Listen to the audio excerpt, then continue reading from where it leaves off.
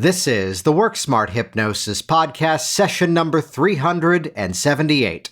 2 formulas for flexible hypnosis. Welcome to the Work Smart Hypnosis podcast with Jason Linett, your professional resource for hypnosis training and outstanding business success.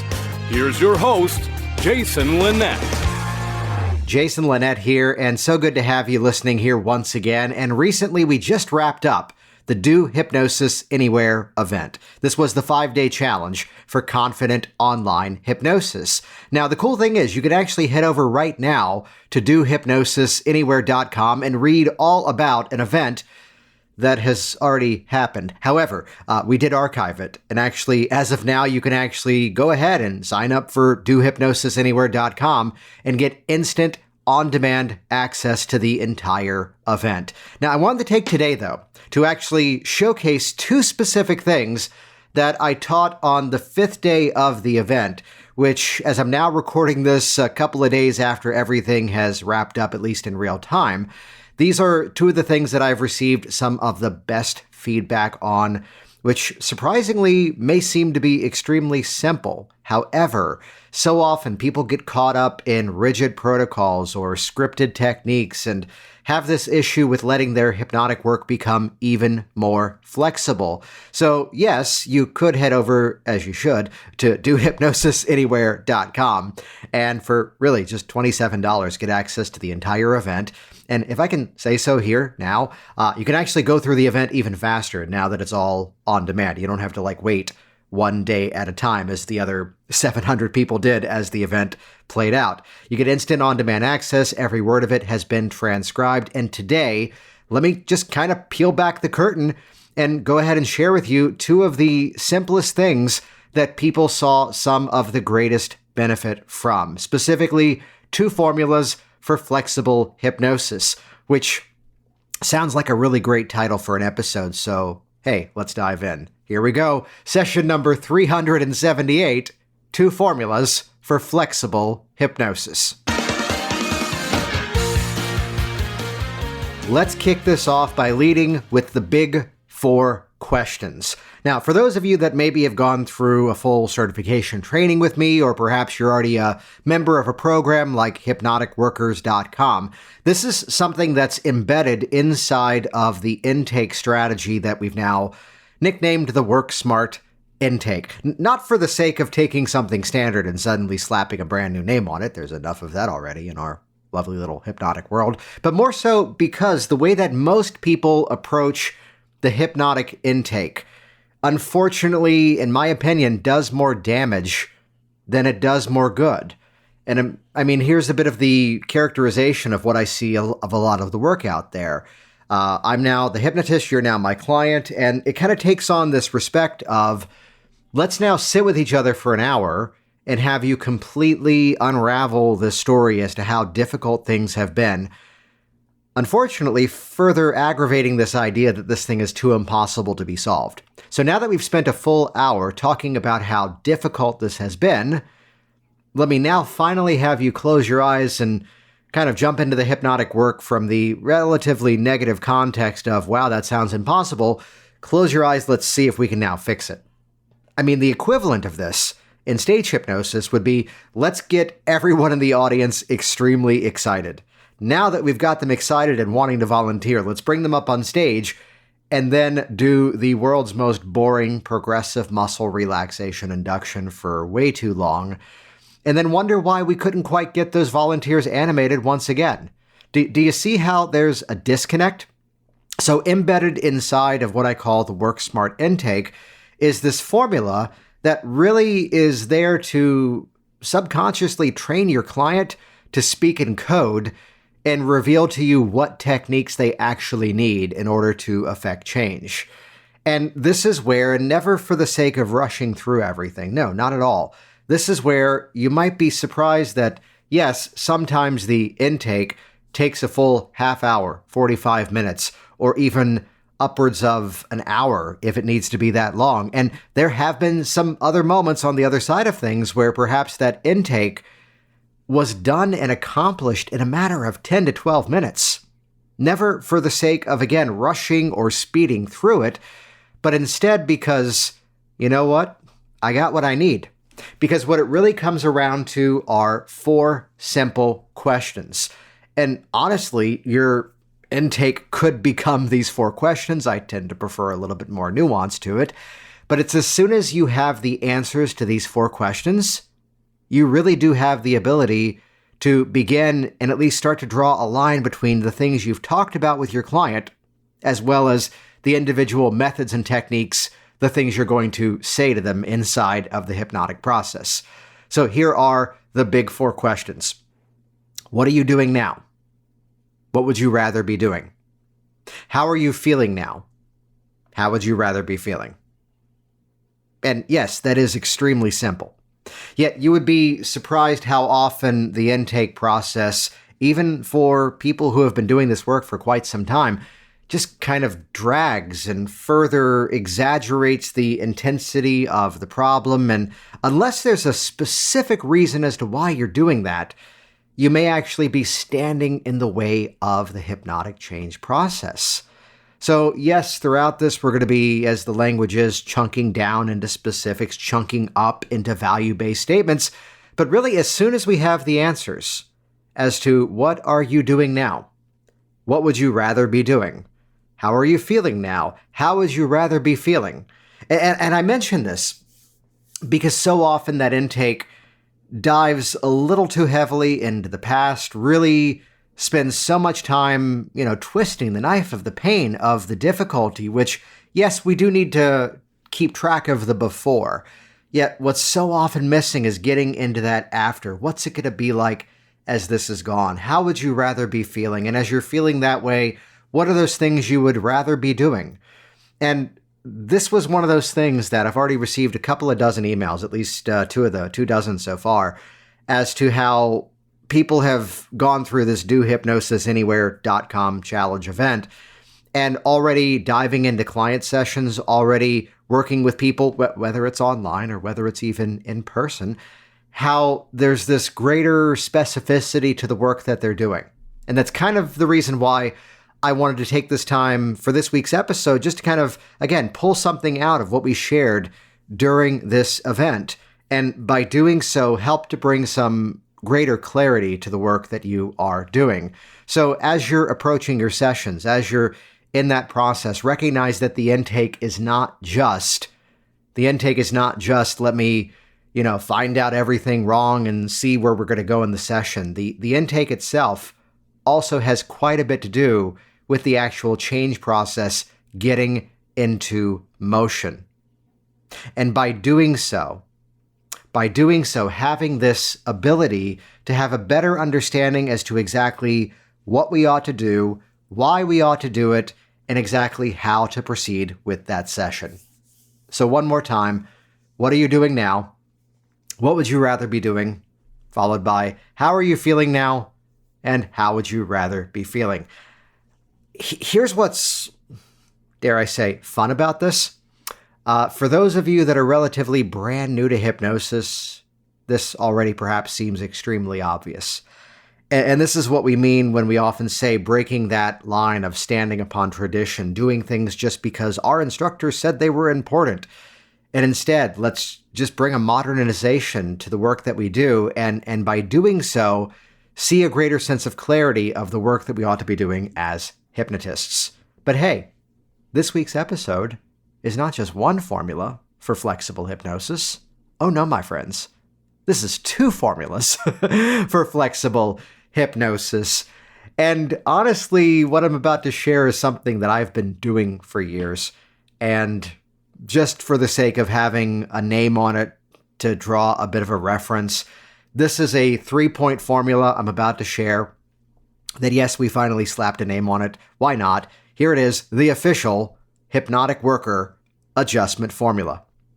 And the backstory to this, well, first of all, Hypnotic Workers is my entire hypnosis training in digital access format. It's everything from inductions to techniques you won't find anywhere else, to real client demonstrations, from genuinely walking in the door to walking out the door every bit of it transcribed for modeling and a phenomenon-based approach to change. You can find out all the details over at hypnoticworkers.com. And by the way, there's a brand new, really cool video on that page too, so check that out at hypnoticworkers.com. This whole adjustment formula thing, though, where this came from is this kind of compartmentalizing of techniques. This idea that this thing is for this and this thing is for that, or the scenario that so often people would get themselves into of feeling stuck, that, okay, so here's this technique, and let's say in the context of this recent Do Hypnosis Anywhere event, would be that, well, yeah, but in the online session, I might not be able to see their hand, therefore I cannot do the ideomotor response. Or perhaps here is an instant induction, which, by the way, I got some phenomenal feedback from what happened on the Day 6 bonus Q&A of the Do Hypnosis Anywhere event as to a complete unraveling as to what makes the instant induction work, and even so, how, yes, indeed, you could actually make it work for an online session. However, I present every reason why you could and you should, and every reason why perhaps you might choose another route. And as a bit of a preview of that, well, here it is, the Hypnotic Worker Adjustment Formula.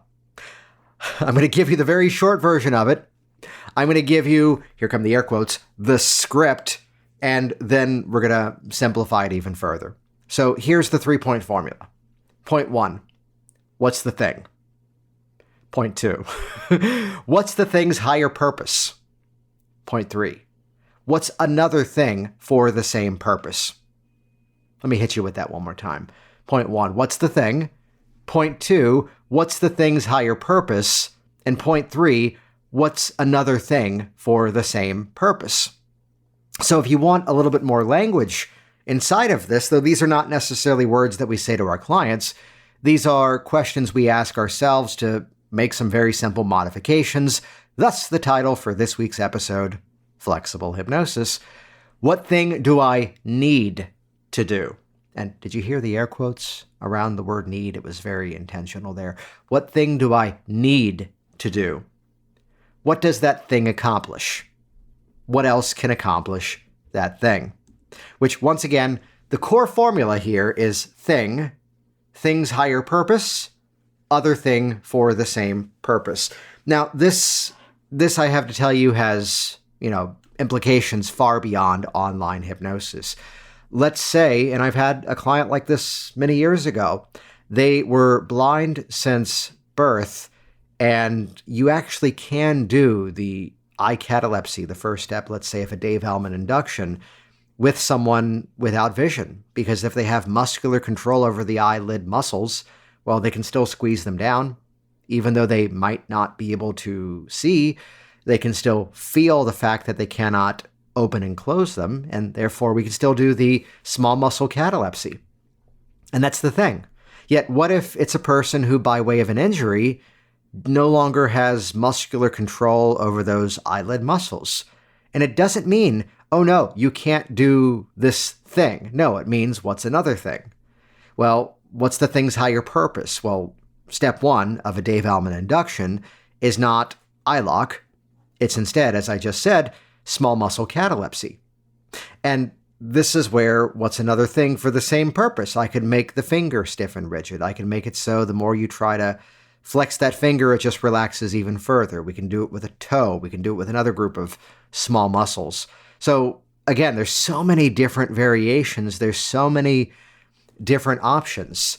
So let's stick with this example of a Dave Hellman induction, which, even if you're not yet familiar with it, it's a big part of the philosophy of hypnotic workers, not just that technique itself, but breaking things down into process so we know the how and the why beneath it. And even if you feel you already know that induction, how it really can become a whole masterclass in hypnotic tonality and embedded NLP, embedded commands inside of it towards influential language and using your words, your tonality to direct towards the result you want, as opposed to the result you don't want. So if it's the moment of the floppy arm, as it's lovingly referred to as, I'm going to pick up that arm and let it just plop down. Well, if it's an online session, let's run the formula. What's the Hypnotic Workers Adjustment formula, what's the thing? The floppy arm drop. What's the thing's higher purpose? Well, actually, that one, it's going to sound familiar, is not just small muscle catalepsy, but no, it's large muscle catalepsy.